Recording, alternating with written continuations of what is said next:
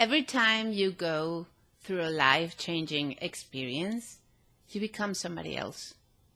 But I mean, literally, you become somebody else. Change happens outside of you. But transition is something that happens to you, within you. Integrating these transitions makes the difference between living a joyful life, full of the wisdom you have achieved through your experiences, or just living in pain for all the losses you have experienced.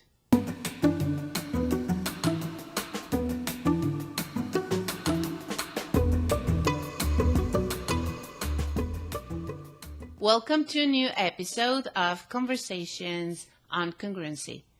I am Tanya Gerard, your Congruency coach, and I am here to empower you through your transition processes so you can understand your experiences and integrate them in the story of your life, becoming your wisest, most powerful, most joyful self.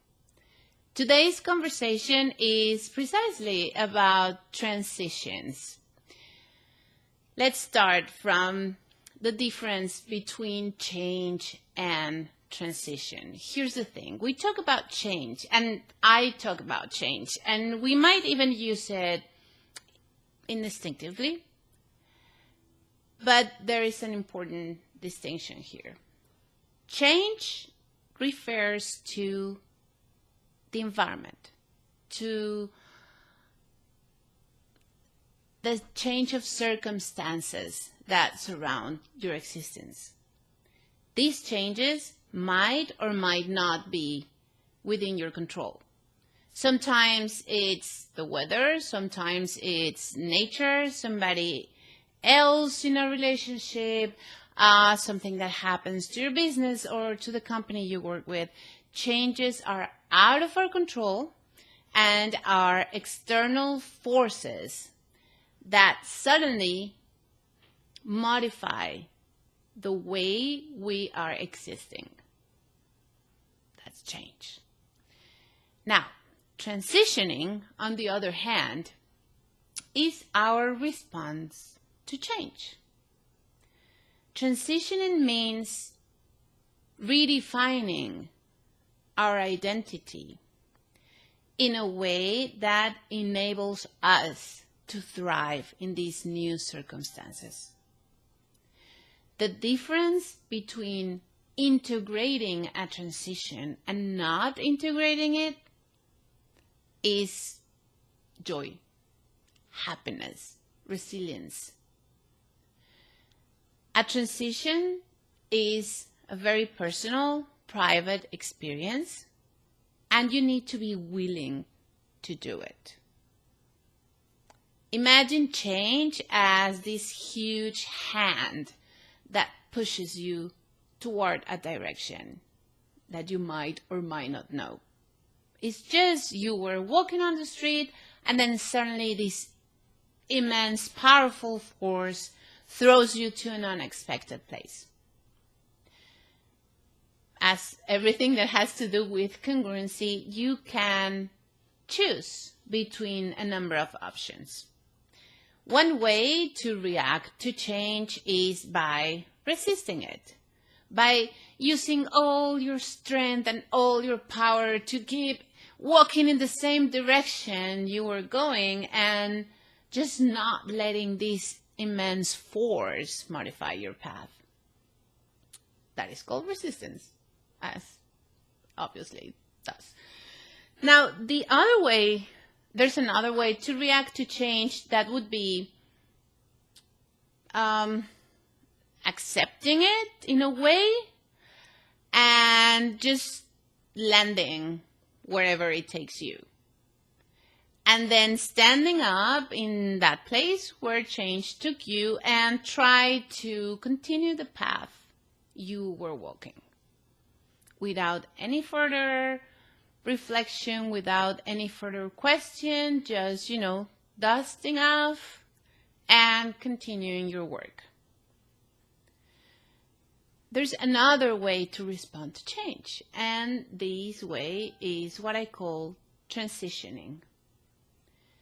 Transition is a conscious process where you accept that change because it's not really under your control most of the time. And consciously, you assess what has happened to you in the process. You assess who you were before the change. You notice, you are curious about this place where you landed after the change. And then you discover what is different now, what was modified in the process. If you are familiar with the congruency system, you know that assessing the set of ideas, beliefs, and values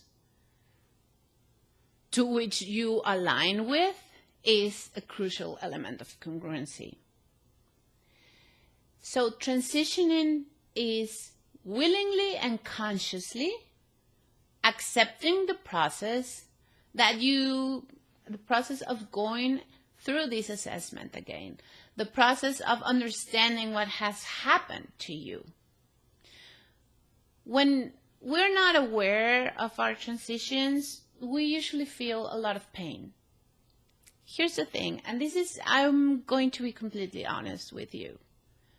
Any change is painful. Humans get attached to people, attached to places, attached to things, attached to circumstances, even attached to ourselves. I don't know if this has happened to you, but it's frequent to be kind of missing who you were when you were 16 or 20, right? We get attached. And when we willingly surrender to change and use it as an opportunity to transition into our wiser selves, there is pain involved because we need to accept the loss of that we are letting go. If we were walking down the street because we wanted to get to the ice cream shop and this hurricane came and just sent us to another street, we might consider letting go the possibility of buying ice cream in that specific shop. Now translate this to life. This week, for example, I'm preparing one of my favorite challenges because I will host a challenge as an introduction to Your Wiser Self, which is a group program that helps individuals integrate their transition after a divorce or the end of a long-term relationship. So that is a good example of one of the toughest transitions we go through. When we meet a person and we agree to have a committed relationship with them, we are somebody. We have a set of ideas, of beliefs and values that find resonance in this other person in a way that makes us feel it is possible to have long-term plans with them. When this relationship ends, it doesn't matter who ends it, it doesn't matter why it ends. And really that's change, and that's outside of my realm of action.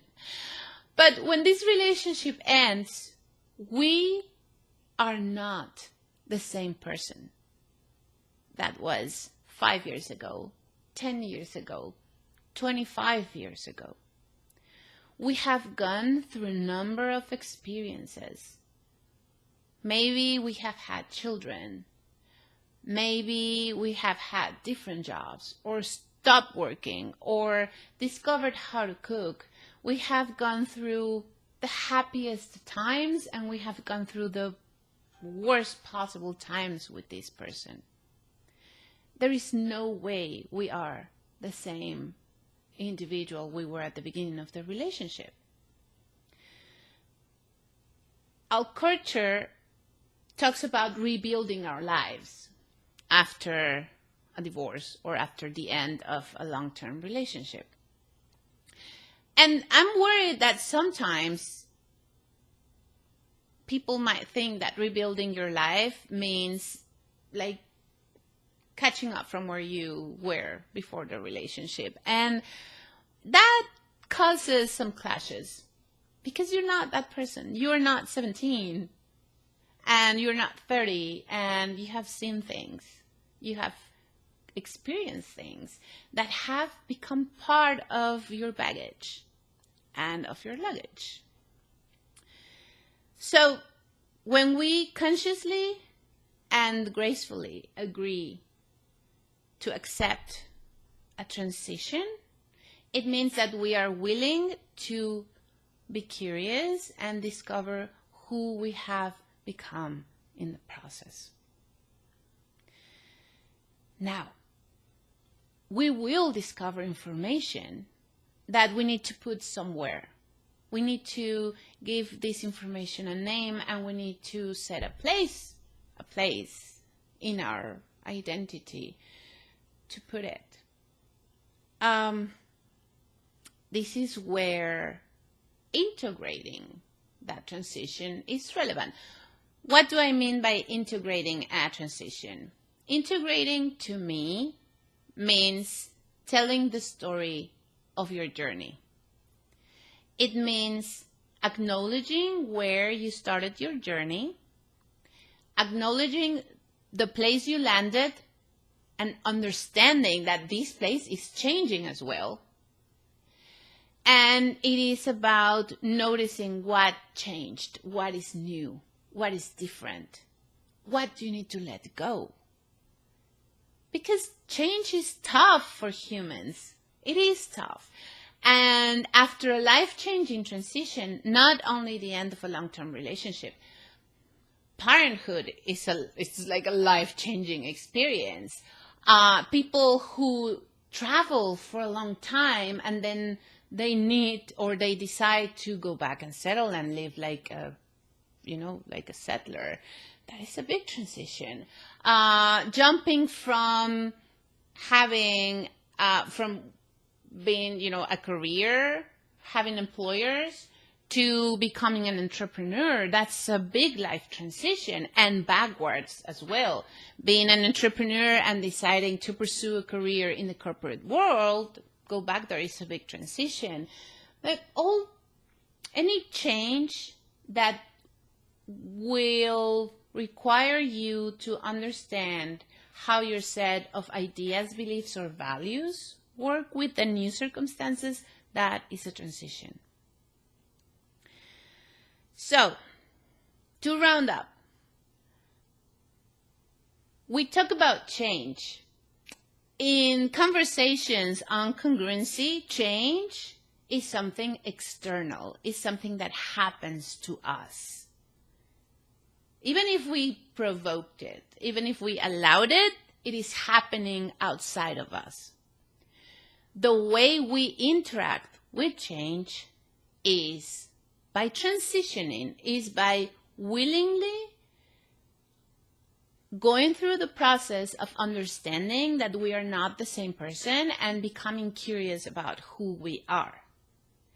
When we discover this information, we integrate it into the story of our lives. We tell the story. I was here, I got here, this is what changed. And by acquiring these decisions, by acquiring the idea of transitioning, by acquiring the idea of integrating these transitions, you are acquiring something else that is very important, which is there's nothing set in stone. Humans used to live, I'm sure you have heard this, but 200,000 years ago, our life expectancy was quite low.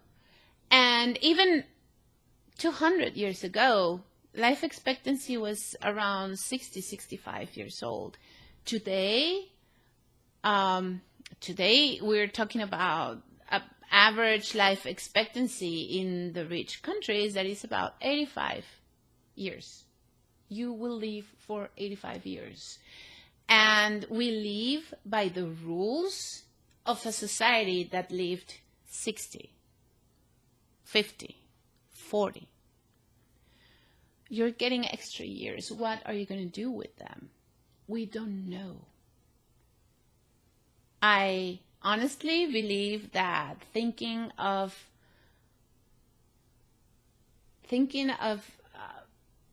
things set on stone, thinking of permanence, of forevers, of this is how it is and it won't change, is even dangerous. It can cause a lot of pain because you will be encountering circumstances you couldn't even foresee after you transition. So I hope this has been helpful to you. If you liked it, please subscribe to the channel. Conversations on Congruency comes out every Thursday. You can also please share the video if you find it interesting, and if you find that somebody would be, if somebody needs to listen to these ideas, they might be interested. So please share the video. And if you want to become more familiar with the congruency system and how you can apply it to your life, how it can help you to understand your experiences, to integrate them, and to become your wiser, most joyful self, then please visit my webpage, www.taniagerard.com. You can find it in the watermark of this video. Thank you so much for joining, for watching, for being interested.